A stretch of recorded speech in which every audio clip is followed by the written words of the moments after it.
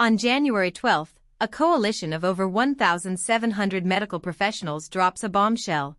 They want gender-affirming surgeries delayed until age 19. Why now? And what changed? The internet explodes. This isn't just a memo. It's a formal position paper, backed by leading pediatricians, psychologists, and surgeons. Their demand? Put the brakes on irreversible surgeries for teens under 18. The backlash is immediate. Advocacy groups call it dangerous, outdated, even cruel. But some parents say, finally, someone's listening. What triggered this shift? Just 3 years ago, the same medical boards were endorsing early transitions. Now, they're urging extreme caution. Critics point to new data. They say recent studies show many young people regret or detransition, and it's pushing doctors to rethink. But trans teens and their allies push back, hard. You're erasing us, one viral TikTok says, you're taking away our future. Even celebrities are jumping in. Pop icon Jax Monroe posts, this sets us back 20 years. The post racks up 3 million likes in 4 hours. Behind closed doors, state lawmakers are watching closely. With elections looming, this debate could shape 2026 policy and votes. In private emails leaked last week, one top surgeon admits, we're seeing complications we didn't expect. What complications? Doctors cite cases of severe scarring, lifelong pain, and unexpected nerve damage. We rushed, says one senior specialist. Meanwhile, youth clinics are overwhelmed. One clinic reports 7x more appointment cancellations than last year. Panic is spreading. But there's a twist, the European model may be influencing US doctors. Countries like Sweden and Finland already tightened guidelines. Swedish officials paused surgeries for minors in 2022 after a national review. Their reason? Insufficient evidence of long-term benefit. US parents are asking, why weren't we told this sooner? One mother says she learned about post-surgery trauma from Reddit, not doctors. In a devastating turn, 17-year-old Riley K. detransitioned last month after complications. Her GoFundMe to reverse the surgery? $112,000 in 2 days. Riley's story goes viral. Major influencers repost her video breakdown with captions like, "We need to talk about this." But trans health advocates warn, cherry-picking stories like Riley's could fuel dangerous policy swings. They demand balanced reporting. The American Medical Council faces the heat. Their next vote? Whether to officially endorse the age 19 recommendation, or walk it back. Internal memos reveal a split. Half of the board believes early care saves lives. The other half? Demands full surgical bans until adulthood. And then, boom. A surprise player enters the scene with explosive new research that could change everything. Who's behind it? The new study comes from Dr. Lila Moreau, a former supporter of early transition. Her shocking reversal? We moved too fast, she writes. The study tracks 1,241 youth over 7 years. Key finding? Nearly 1 in 5 expressed regret, and over 30% faced complications within 2 years. Advocacy groups immediately discredit the study, calling it biased and fear-driven. But medical boards say it can't be ignored. What makes it even more explosive? Dr. Moreau used to perform these surgeries.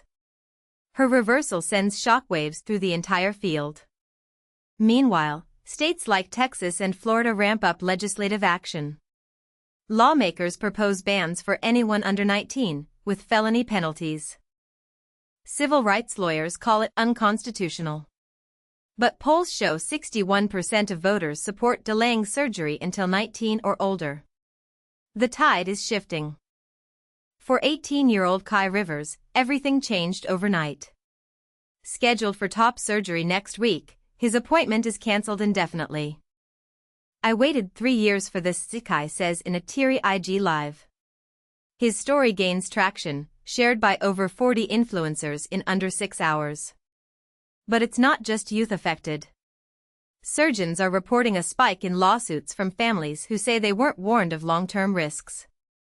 One case? A 16-year-old from Arizona suffers permanent incontinence. The family's suing for $2.8 million, claiming negligent consent. Internal chats between clinic staff surface. One message reads, "We're under pressure to say yes faster." Critics call it medical negligence. And now, whispers of bonuses tied to surgery approvals. A former billing rep says, the more surgeries, the more bonus money. National news outlets avoid the topic, but online? It's wildfire. Hashtag pause the scalpel trends with 4.2 tweets in 72 hours.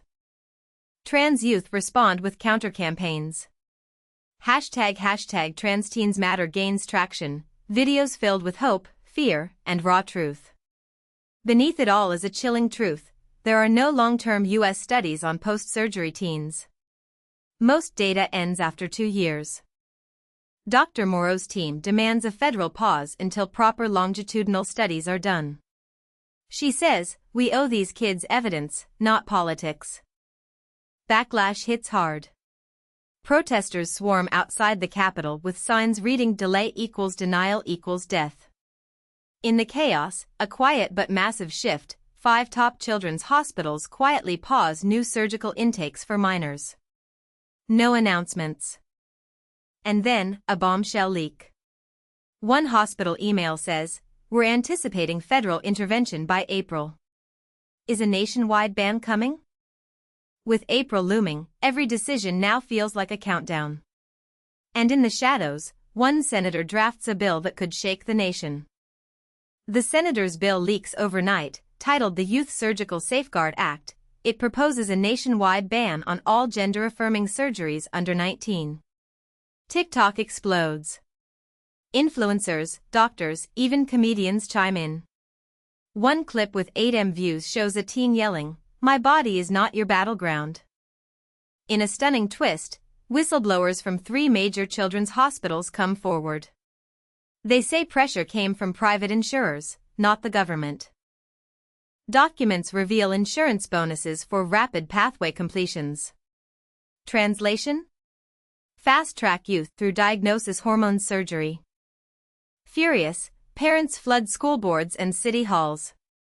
One fiery town hall erupts into chaos. "You played with our kids' lives." But in the midst of rage, a quiet apology. Dr. Morrow appears on live TV and says, "I wish I had spoken up sooner. I was afraid." The apology stuns viewers.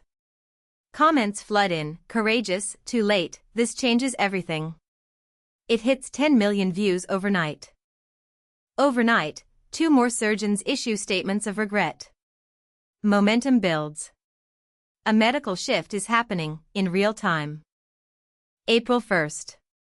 9 a.m. Congress meets in emergency session. Protesters gather outside, chanting, crying, live streaming. The world watches. And then, the vote. 232 yes, 203 no. The Youth Surgical Safeguard Act passes. America just drew a line. What happens next will define a generation.